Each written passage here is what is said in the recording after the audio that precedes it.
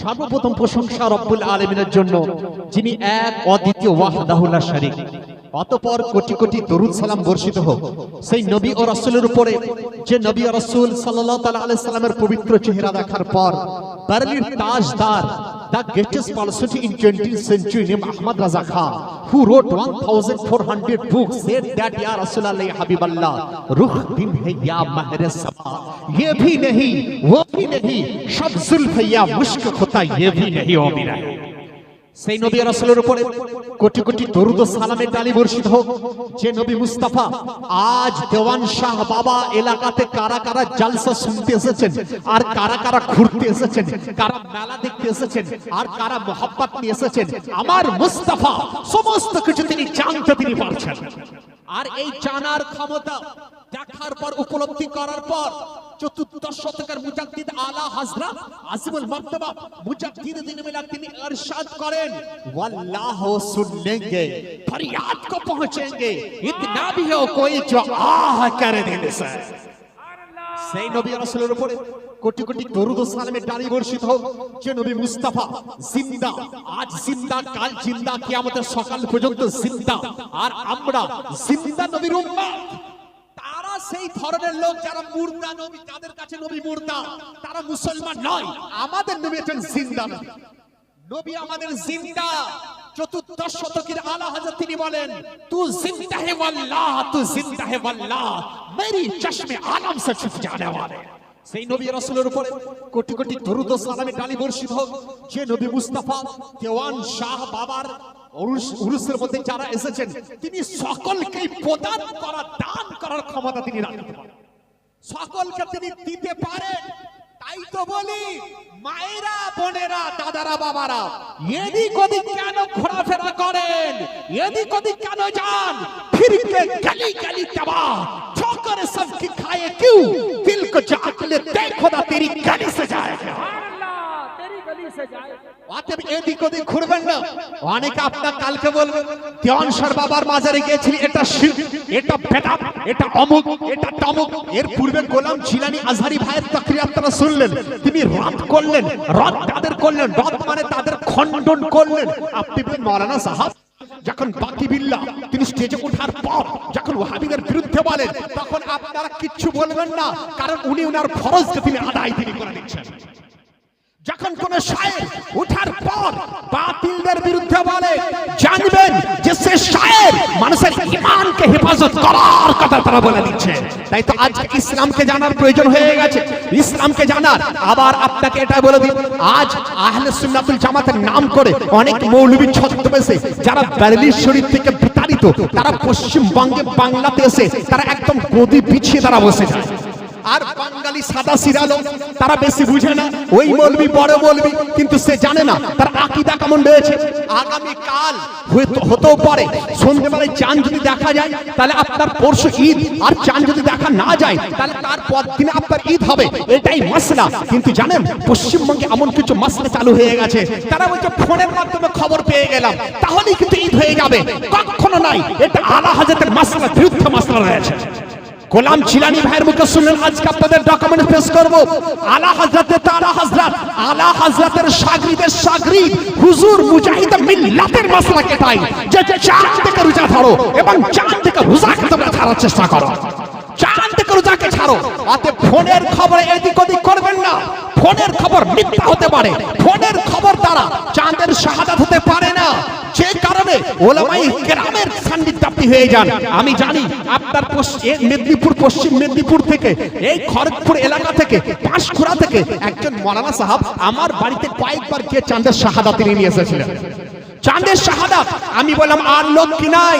তারা বলে লোক আছে, লোক আছে, কিন্তু মাসলাকে আলা হযরত উপর আমল করার প্রশ্ন করা হয়েছিল যে ভারত একটা মুসলিম কান্ট্রি নয়, তৎসত্ত্বেও এখানকার মানুষের ঈমান মজবুত কি কারণে? What is the reason behind of it? এর পিছনে কারণ কি রয়েছে, কারণ কি রয়েছে? তো একজন যায়িদ উলমা উঠে দাঁড়িয়ে তিনি বললেন, এর কারণ এটাই, সৌদিতে বড় আলেম ছিল, মিশরেতে বড় আলেম ছিল, দুবাইতে বড় আলেম ছিল, মাস্কাতে বড় আলেম ছিল, ইরাকে বড় আলেম ছিল, পাকিস্তানে বড় আলেম ছিল, কিন্তু ভারতের মধ্যে আলা হযরত ছিলেন। আলা হযরত বড় আর কেউ তখনকার সময় ছিল না। বোঝা গেল আলা হযরত থাকার কারণে মাসলার উপর এত জোর রয়েছে, জোর রয়েছে। আলা হযরতের পরে সরকার মুফতি আজম হিন্দের মতো আলিম কেউ ছিলেন না। সরকার মুফতি আজম হিন্দের পরে উনার শাগরিদের মধ্যে যারা যারা ছিলেন তার মধ্যে একজন মুজাহিদে মিল্লাত হয়ে যায়। খোদার কসম শুধু পশ্চিমবঙ্গ নয়, গোটা বিশ্বকে কাঁপিয়ে দেওয়ার ক্ষমতা সে রেখে দেয়। আলিম হাক্কানি হওয়ার প্রয়োজন। হ্যাঁ হ্যাঁ, সেই হাক্কানিয়াত আমার মুজাহিদে মিল্লাতের মধ্যে আমার ছিল, মুজাহিদে মিল্লাতের মধ্যে ছিল। আসুন আপনাকে এখনই দেখানোর চেষ্টা করি। সরকার মুজাহিদে মিল্লাত হজ করতে গেছেন, হজ করতে যাওয়ার পর মদিনা শরীফে হাজির দিয়েছেন। মদিনা শরীফে হাজির হওয়ার পর তিনি নিজের মুরিদদেরকে বললেন, নাহনু লা নুসাল্লি হুনা, আমরা এখানে নামাজ পড়বো না, নামাজ পড়তে হলে আলাদা জামাত করে নামাজ পড়বো। এখন যারা উমরা করতে যান তারা জানেন সৌদি গভর্নমেন্টটা তারা করে কি, পাবন্দি লাগিয়ে দেয় যে আলাদা জামাত হচ্ছে কিনা। যদি আলাদা জামাত হয় তাকে জবাবদিহি করতে হয়। তো মদিনা শরীফের মধ্যে মসজিদে নববীর মধ্যে হুজুর মুজাহিদে মিল্লাতের দমকে সালাম শুধু ওয়াজ নয়, ফিতনাতুল ওয়াহাবিয়া কিতাব ভারতে নয়, তুর্কি থেকে ছাপা, বুঝলেন, আরবি ভাষাতে ছাপা, আরবি ভাষায় তুর্কিতে ছাপা, কিন্তু এই কিতাবের মধ্যে রাজ করতেন হুজুর মুজাহিদে মিল্লাত। সরকার মুজাহিদে মিল্লাত মদিনা শরীফের মধ্যে আলাদা জামাত করতেন। জামাত জুমা পর্যন্ত আলাদা ভাবে তিনি পড়তেন, জুমার জামাত পড়তেন। उनार ऊपर चापरासी लगी दिया हलो, चापरासी लोगों से कह दिया गया उसको बुलाओ, वो मौलाना कौन है, मौलाना को बुलाओ। तो मौलाना के बोले নিয়ে যাওয়া হলো, ধরে নিয়ে যাওয়া হলো কোথায়, তখন যে আপনার ওই মদিনা শরীফের যিনি যে ইমাম ছিল সে ইমামও ছিল এবং সেখানকার প্রশাসনিক এর মধ্যে হেড তিনি ছিলেন, হেড ছিল, প্রশাসনিক প্রধান তিনি ছিলেন। তো তার কাছে ধরে নিয়ে যাওয়া হলো, তার কাছে নিয়ে যাওয়া হলো। নিয়ে যাওয়ার পরে তিনি সেই প্রশ্ন করছে, সৌদি আরবের আমল, সৌদি আরবের আলিম জিজ্ঞাসা করছে যে রাইসুল মুহাকিমুল ওয়াহাবিয়া, আরবी भाषा लिखा বললেন वहाबी का राइस से, वहाबी का सरदार जे, वहाबी का हेड जो है वो पूछ रहा है। किससे पूछते हैं? सरकार मुजाहिदे मिल्लत से पूछता है। ये पूछते हैं क्या लिमादा ला तुसल्ली खल्फना व तुसल्ली बिन्नास जमातन मुस्तकिल्लतन, मेरे पीछे क्यों नमाज नहीं पढ़ा, हमारे पीछे नमाज क्यों नहीं पढ़ी और तन्हा जमात क्यों किया, इसका पीछे वजह क्या है? জামাত আলাদা করলে কিসের জন্য? সালাম মুজাহিদে মিল্লাতের মাসলার উপরে। সরকার মুজাহিদে মিল্লাতের যেটা মাসলা, ওটাই যে মাসলাকে আলা হযরত, আর ওটাই মাসলাকে গাউসে আজম, আর ওটাই মাসলাকে হযরত আলী, আর ওটাই হযরত সিদ্দিক আকবরের মাসলা ছিল। হযরত ওই মাসলাক বুঝলেন। তো হযরত মুজাহিদে মিল্লাত উত্তর দিচ্ছেন। আজ অনেক ইমাম আছেন তারা বলেন মাইকে নামাজ পড়ে, মাসলাকে আলা হযরত এটাই, মাইকে নামাজ পড়ে যারা নামাজ পড়েন মাইকের আওয়াজে, তাদের নামাজ কিন্তু সঠিক হয়, নামাজ কিন্তু সঠিক হয় না। হক শোনার চেষ্টা করুন, কারণ আমাকে 12 বছর পরে এখানে আনা হয়েছে, আবার 10 বছর পর আনবেন, নো প্রবলেম, কোনো সমস্যা নাই। কিন্তু একটা মাসলা যদি আপনারা বুঝতে পারেন, কালকে যদি বলেন যে না মুজাহিদে মিল্লাতের মাসলা এটাই ছিল, মাইকের নামাজে মাইকের শব্দ যদি শুনে কেউ নামাজ পড়ে তার নামাজ বাতিল, নামাজ ফাসিদ হয়ে যায়। এই মাসলা যদি আপনারা জানতে পারেন, শুধু নারা নয় আমল করে দেখে দেন আমি গোলামে মুজাহিদে মিল্লাত রয়েছে, মুজাহিদে মিল্লাতের গোলাম এবং মাসলাকে মুজাহিদে মিল্লাতের উপর আমি রয়েছি। তো মুজাহিদে মিল্লাতকে জিজ্ঞাসা করা হলো, কিতাবের নাম ফিতনাতুল ওয়াহাবিয়া, দেখার চেষ্টা করবেন। তার মধ্যে যখনই প্রশ্ন করা হলো মুজাহিদে মিল্লাতকে, आप हमारे पीछे नमाज क्यों अदा नहीं पढ़ी और अलग से जमात क्यों किया? যখন প্রশ্ন করা হলো তো মুজাহিদে মিল্লাত উত্তর দিচ্ছেন, যালিকা ইয়াবতানি আলা উজুহিন কাসীরাতিন, এর অনেক কারণ আছে। There are many reasons, बहुत वजह है, बहुत कारण है। तो उनमें से पहला कह रहे कि अल अव्वलु मिनहा, उनमें से पहला एटाई, प्रथम एटाई, इन्नकुम तस्तमिलूना मुकब्बिरा सौत फी सलाह, इसलिए कि तुम लोग नमाज में माइक का इस्तेमाल करते हो, माइक का इस्तेमाल करते हो, और माइक का इस्तेमाल करना कह रहे कि फिर सलाती नहनु ला नाजुज जालिका, इसको हम लोग हराम समझते हैं। तो मसला के मुजाहिदे मिल्लत मसला के आला हज़रत सुनो, माइकेर आवाजे নামাজ যারা পড়েন নামাজ ফাসিদ হয়ে যায়। হুজুর মসজিদ খুব বড়, করব কি? তার জন্য মুকাব্বির রাখতে হবে, মুকাব্বির রাখতে হবে। মুকাব্বির যদি না রাখেন তাহলে আপনার নামাজ সঠিক হবে না। তাহলে মাসলা বুঝতে পেলেন, অনেক জাদিদ মাসলা। আজকে কিছু মৌলবি বেরিয়েছে বুঝলেন, 10 বছর আগে কোন একটা মাদ্রাসার জন্য বলেছিল যে এটা ওয়াহাবি মাদ্রাসা, আর এখন পকেটে আপনার নোট ঢুকে যাওয়ার কারণে বলছে এটা সুন্নি মাদ্রাসা। কোন পীরের জন্য বলেছিল এই পীর তো সঠিক নয়, সই পর্যন্ত করে দিয়েছিল। আজকে সে বলছে যে সুন্নি পীর সঠিক পীর। আমি বলতে চাই ওই সকল চাকরাস মৌলবি, ওই সকল টাকালবি মৌলবি থেকে আপনাদেরকে দূরে রাখার চেষ্টা করুন, নিজেকে দূরে রাখার চেষ্টা করুন। কারণ মাসলাকে আলা হযরত হচ্ছে সেই রাস্তা যে রাস্তা থেকে জান্নাতের মধ্যে নিয়ে চলে যাবে। বোঝার চেষ্টা করুন, জানার চেষ্টা করুন যে ঈমান আকীদা যদি আপনার মজবুত না থাকে তাহলে যেভাবে ঝড় উঠে যখন খুশি এদিক যখন খুশি সেদিক উলট পালট করে দেয়, সেইভাবে উলট পালট করে দিতে পারে। কিন্তু যদি আপনি একটা পাথরের থলাতে যদি একটা গাছের পাতা যদি দাবা পড়ে যায় সেই পাতা আর উঠতে পারে না। মা বোনেরা, আজকে দেখুন এই যে আমরা উরুস পালন করছি, ভাইরা শুনুন যে আমরা কারণটা কি কারণে উরুস পালন করছি। উত্তর এটাই যে একদিক থেকে ইহুদিয়া তারা আমাদের উপর অ্যাটাক করে চলেছে, একদিক থেকে শিয়াইয়া তারা আমাদের অ্যাটাক করে চলেছে, একদিক থেকে ওয়াহাবিয়া তারা অ্যাটাক করতে চলেছে, একদিক থেকে কাদিনিয়া অ্যাটাক করতে চলেছে। আপনি যাবেন কোন দিকে? আজকে দেওয়ানশার মজলিসের মধ্যে বসে আছেন, এখানে আপনি শুনছেন যে রাসূলুল্লাহ তিনি জিন্দা, কালকে আবার কোথাও চলে যাবেন, সেখানে শুনবেন রাসূলুল্লাহ মুর্দা। আপনি যাবেন কোন দিকে? আমি বললাম উত্তর একটাই, দেওয়ানশার দরবারের মধ্যে ভাইরা নিজেদেরকে গোলাম বানিয়ে নেন। আপনাকে কেউ এদিক ওদিক কেউ করতে পারবে না। सरकार आला हजरत पीर बोलें तेरे गुलामों का नक्श कदम है राह खुदा, वो क्या भटक सके जो ये सुराग लेके चले। যদি আপনি গোলামে গাউস হয়ে যান, গোলামে খাজা আপনি হয়ে যান, গোলামে আলা হযরত যদি আপনি হয়ে যান, আপনাকে এদিক ওদিক কেউ করতে পারবে না। আসুন একটা পুরুষের নজর বাঙালি আন্দাজে আপনারা পড়ুন আল্লাহুম্মা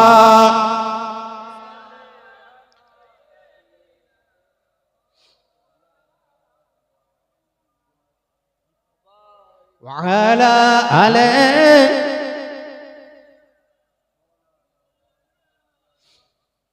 সাল্লাল্লাহু তাআলা সাল্লাম। তাহলে আজকে আমাদের দ্বীনকে জানা প্রয়োজন রয়েছে।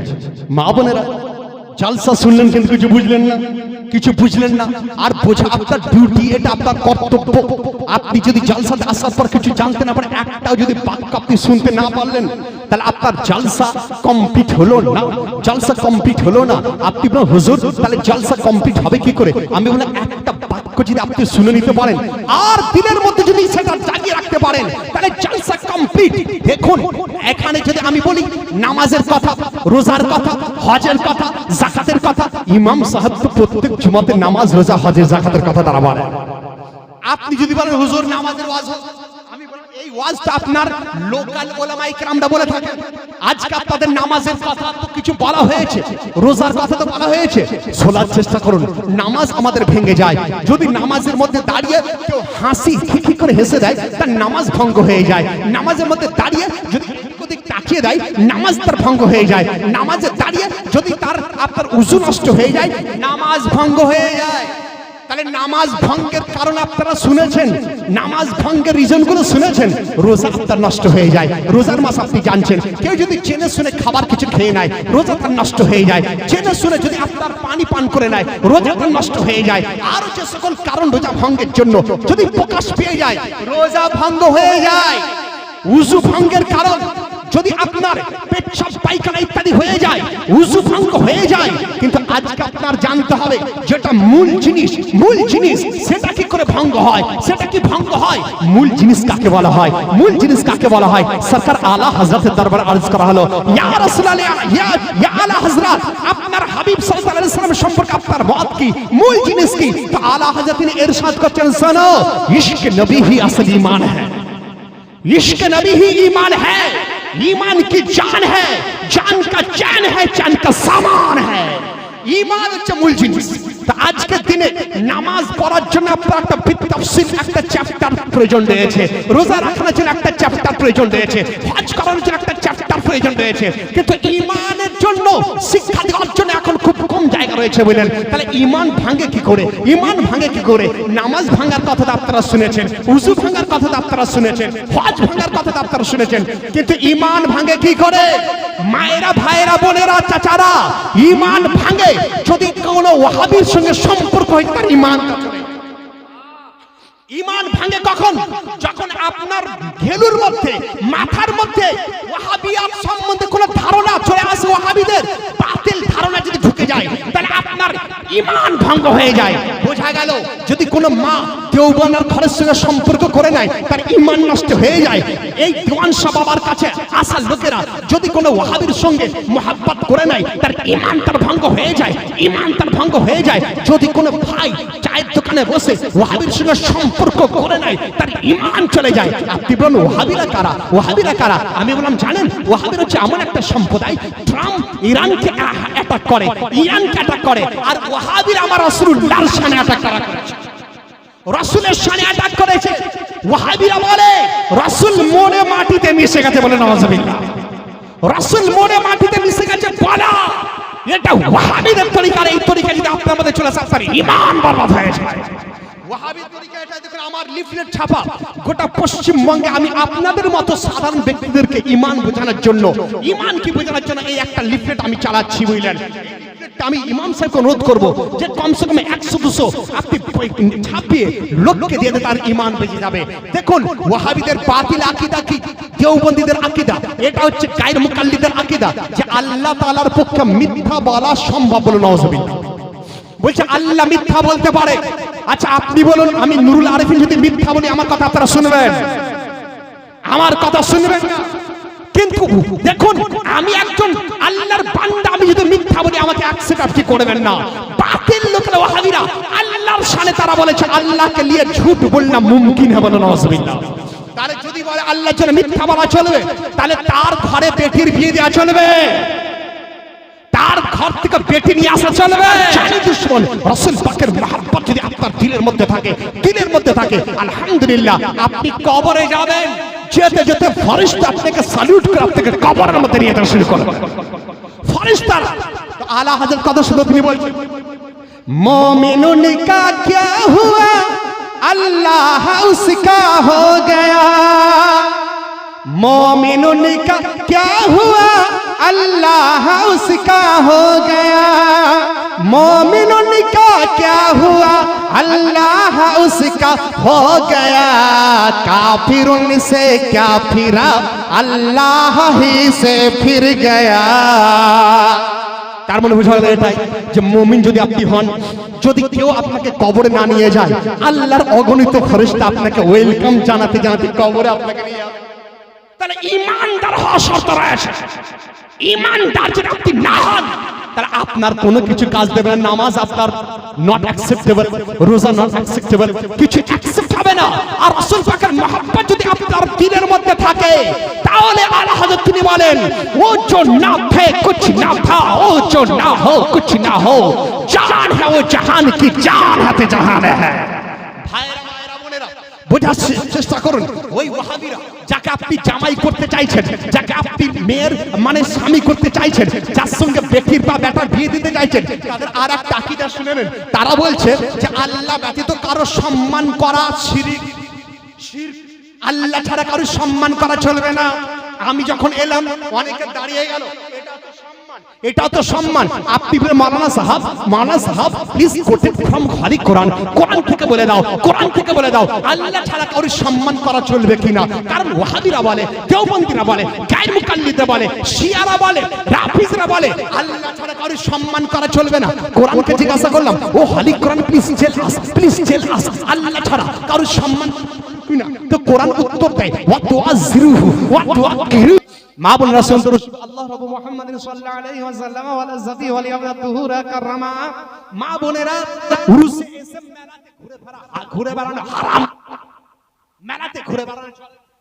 শরীয়তের মাসলা পর্দার সঙ্গে থাকতে হবে। আর কমিটিকে বলবো, দেওয়ান শাহ রাহমাতুল্লাহ আলাইহি কমিটি যারা রয়েছেন, মায়েদের জন্য আলাদা পর্দা করে দেবেন। কারণ জালসাতে আসবে পর্দার খারাপি, এটা দেওয়ান শাহ রাহমাতুল্লাহ আলাইহি তিনিও নারাজ হয়ে যাবেন। তিনিও নারাজ। তার মায়েদের জন্য পর্দা ব্যবস্থা করা আপনাদের জন্য ওয়াজিব রয়েছে, বুঝলেন?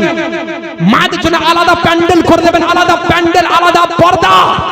কারণ এখানে এসে পর্দার এই তছনছ হয়ে যাবে, তাহলে সবাই গুনাহগার আপনারা হয়ে যাবেন। মা বোনেরা শুনেন, আমার শেরের সোসাইটিকে আর মাদ্রাসা চলছে, বুঝলেন? মাদ্রাসা তৈরি করা মানে নিজের দিনকে প্রোটেক্ট করে নেওয়া।